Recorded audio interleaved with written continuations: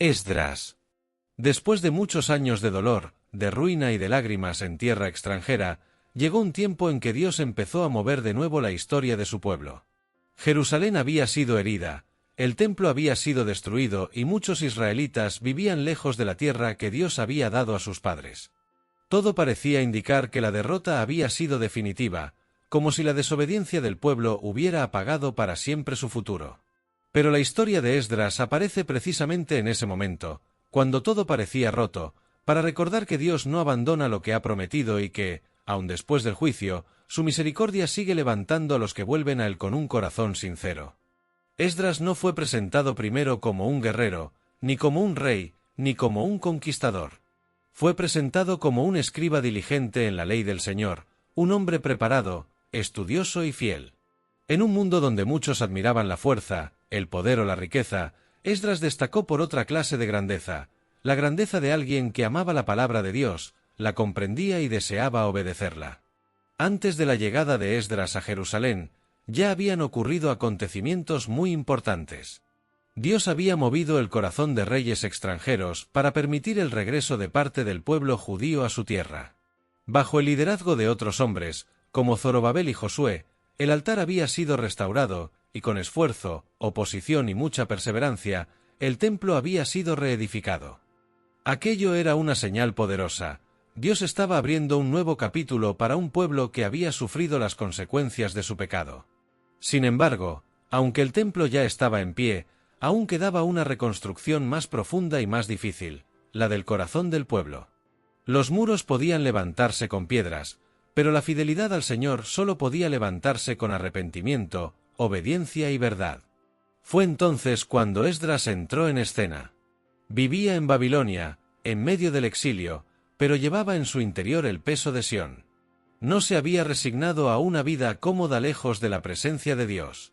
Su mente estaba llena de la ley del Señor, y su corazón estaba dispuesto a servir.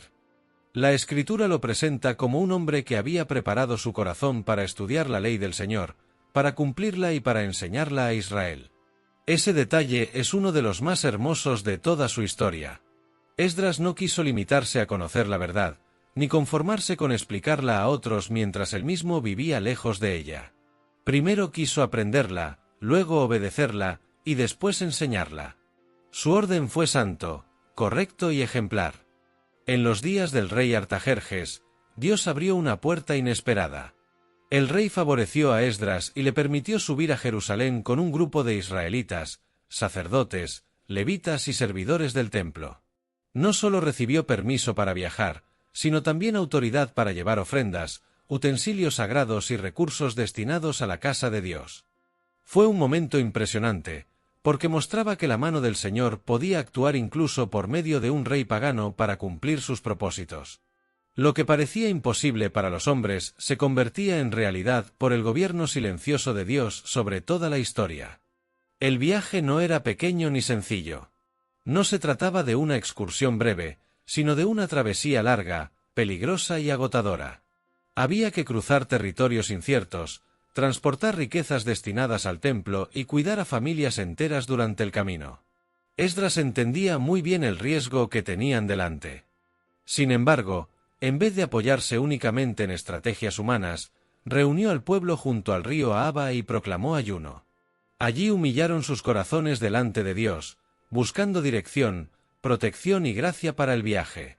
Aquel momento reveló la naturaleza espiritual de Esdras. Era un hombre prudente, pero sobre todo era un hombre dependiente de Dios. Con mucho cuidado, Esdras también organizó a los sacerdotes y les confió el transporte del oro, la plata y los utensilios sagrados. Aquello no fue un detalle menor. El orden, la responsabilidad y la santidad eran esenciales en la obra de Dios. Esdras entendió que servir al Señor no era una tarea improvisada. Finalmente, después del largo viaje, llegaron a Jerusalén sanos y salvos. El pueblo entregó las ofrendas, pesó los tesoros y adoró a Dios. No fue una simple llegada. Fue un testimonio de que Dios había guiado cada paso de sus siervos.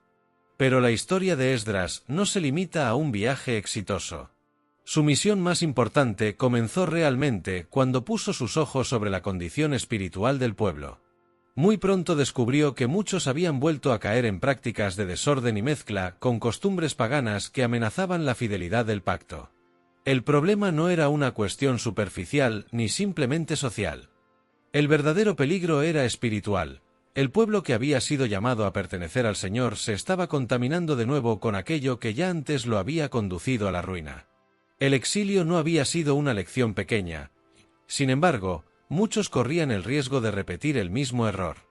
Cuando Esdras escuchó aquello, no reaccionó con indiferencia ni con orgullo.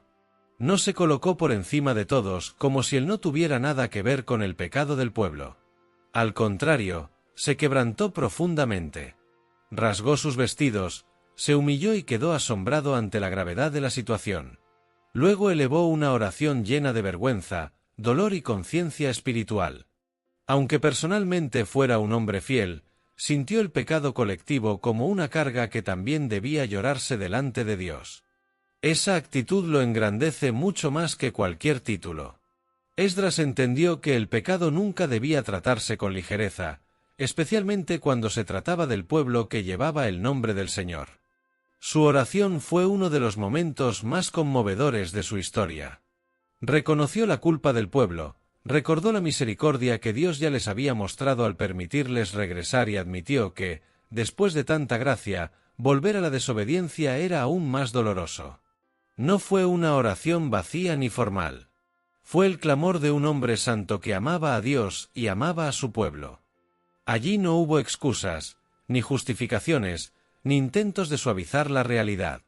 Hubo confesión sincera. Y precisamente ahí comenzó la verdadera restauración, porque los tiempos de renovación espiritual casi siempre nacen donde alguien se atreve a llamar al pecado por su nombre y a llorarlo delante de Dios.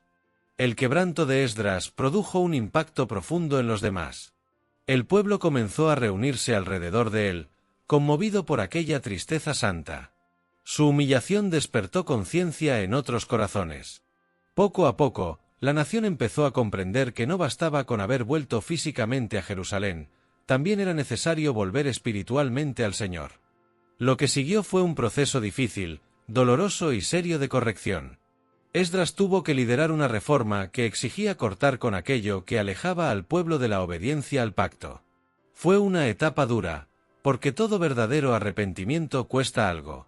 Arrepentirse no consiste solamente en sentir tristeza, sino en tomar decisiones concretas para abandonar el mal y volver a la voluntad de Dios. Años más tarde, en los días de Nehemías, Esdras volvió a ocupar un lugar central cuando la ley de Dios fue leída públicamente ante el pueblo. Aquella escena quedó grabada como una de las más hermosas del período de restauración. El pueblo se reunió con atención, y Esdras abrió el libro delante de todos. Mientras la ley era leída y explicada, la gente comenzó a comprenderla. No se trató solo de escuchar palabras antiguas, sino de redescubrir la voluntad viva de Dios. Muchos lloraron al verse reflejados en la verdad divina. Otros adoraron. Todos fueron confrontados. La palabra volvió a ocupar el centro que nunca debió perder. En esa escena se ve con claridad quién era Esdras. Fue un hombre del libro, un hombre de reverencia, un hombre que entendía que la nación no se sostendría únicamente con estructuras, murallas o rituales, sino con una relación real de obediencia al Señor. Mientras Nehemías reconstruía muros, Esdras ayudaba a reconstruir la identidad espiritual del pueblo. Ambos trabajos eran necesarios, pero el de Esdras tocaba lo más profundo, el alma de la comunidad. Porque de poco sirve una ciudad protegida por fuera si por dentro está vacía de verdad, fe y temor de Dios. La historia de Esdras significa mucho para los cristianos porque muestra el poder restaurador de la palabra de Dios. Esdras enseña que la renovación espiritual no comienza cuando la vida se llena de actividad religiosa, sino cuando la verdad de Dios vuelve a ser escuchada, obedecida y amada. Para el cristiano, esta historia apunta a una realidad permanente. Dios sigue llamando a su pueblo a salir de la tibieza, a abandonar compromisos con el pecado y a volver a una vida ordenada por su voluntad. Esdras recuerda que la fe no puede sostenerse solo en emociones o costumbres. Necesita fundamento, y ese fundamento está en la palabra del Señor. También enseña que el verdadero siervo de Dios no solo informa, sino que transforma primero su propia vida. Esdras no fue grande solo porque enseñaba bien, sino porque había preparado su corazón para vivir lo que enseñaba. Otra enseñanza muy fuerte de su historia es que el arrepentimiento no debe verse como una desgracia, sino como un camino de sanidad. Esdras mostró que reconocer el pecado con sinceridad no destruye al pueblo de Dios, lo rescata. Cuando una persona, una familia o una comunidad dejan de justificarse y se vuelven verdaderamente al Señor, comienza la posibilidad de una restauración real. Si hubiera que sacar una parábola espiritual de la vida de Esdras, podría decirse que su historia se parece a la de una casa antigua que ha sido levantada de nuevo sobre ruinas, pero que necesita limpiar su interior para volver a ser habitable. El pueblo había regresado a su tierra y el templo había sido reconstruido, pero todavía quedaban rincones oscuros en el corazón. Esdras apareció como el hombre que abre las ventanas para que entre la luz de Dios barre el polvo acumulado de la desobediencia y recuerda que una casa consagrada no puede llenarse de aquello que la contamina. Esa es la lección, no basta con volver al lugar correcto, también hay que volver al corazón correcto.